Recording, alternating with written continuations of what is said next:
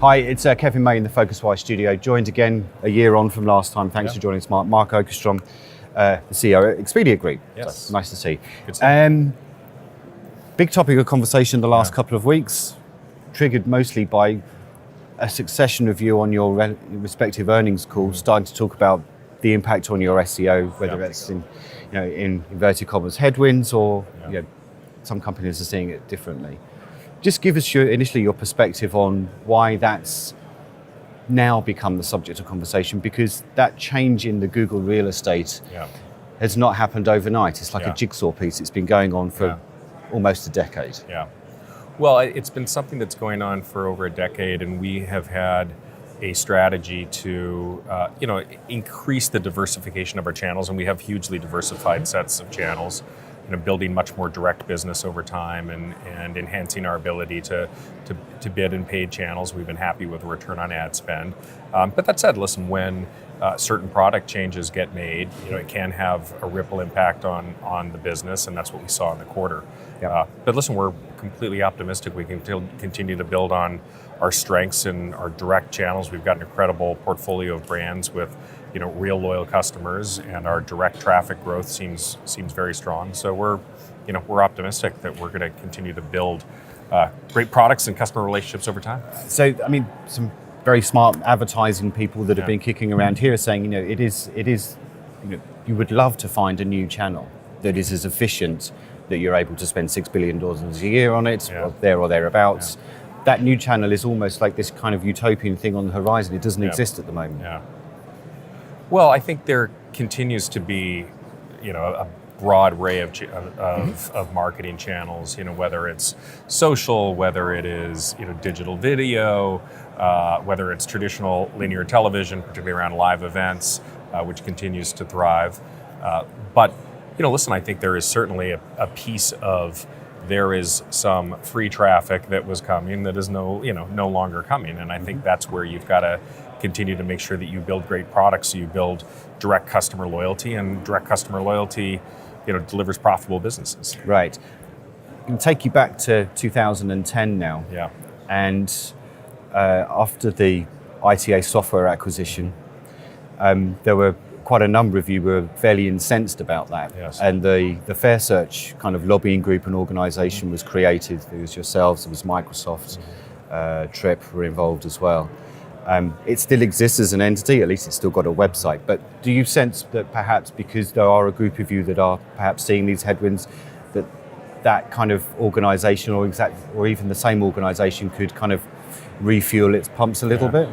I don't know. I think I don't want to get into the speculation of what's going to happen. I think that obviously Google is a great partner of ours as well, and so I think there's room for regulatory scrutiny of a lot of these big platforms, but certainly I don't want to get into the business of speculating what we will do on that or not. Okay, maybe next year when we reconvene. Okay, so interesting development, not to do with Expedia, but just in the market, and I think it'd be interesting to get your perspective, Mark. A couple of weeks ago, Skyscanner, which is huge now, owned by Trip.com Group, as we now need to call it, meta search engine, has created this hybrid model.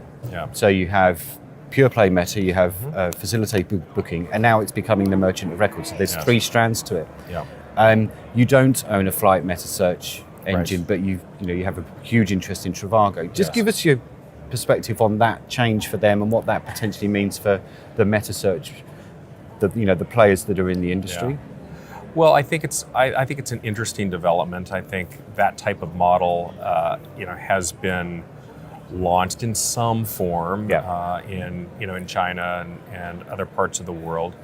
So we'll see if it ultimately resonates with customers. I think, listen, the great thing about Trivago is dead set on hotel and lodging, and they continue to innovate on their lodging search and continue to add alternative accommodations.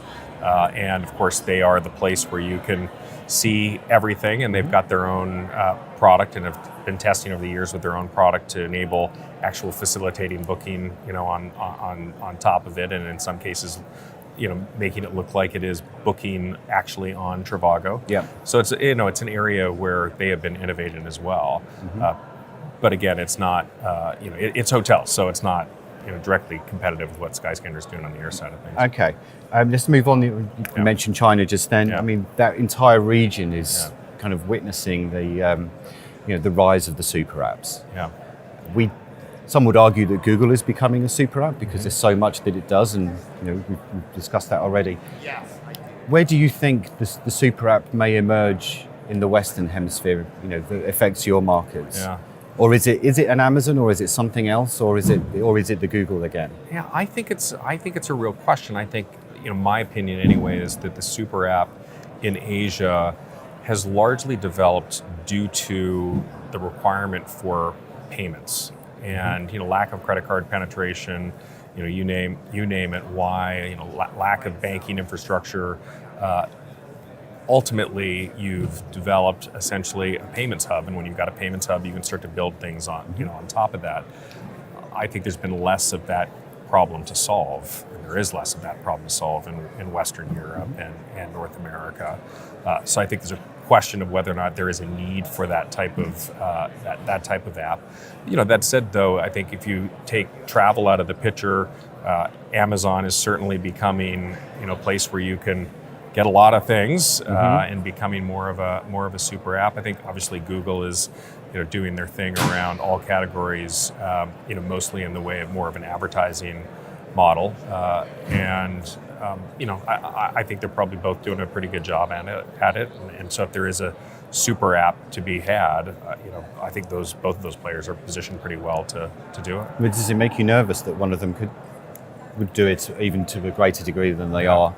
Google, in the context of it just being a bigger or super app, or Amazon just doing the travel thing that it started doing in India. Yeah, you've got to be mindful of it, and that I think it goes back to why you have to be able to build great brands in this industry and build great customer relationships. And Expedia, Hotels.com, these are great brands. They have great customer relationships. They offer great products and great loyalty programs, and I think ultimately those become moats to some degree against those types of those apps, and that's what we were focused on. Okay, let's move a little bit. Again, a non-Expedia question. Yeah. Cara Swisher, who was on stage here yesterday, I'm going to paraphrase what she said.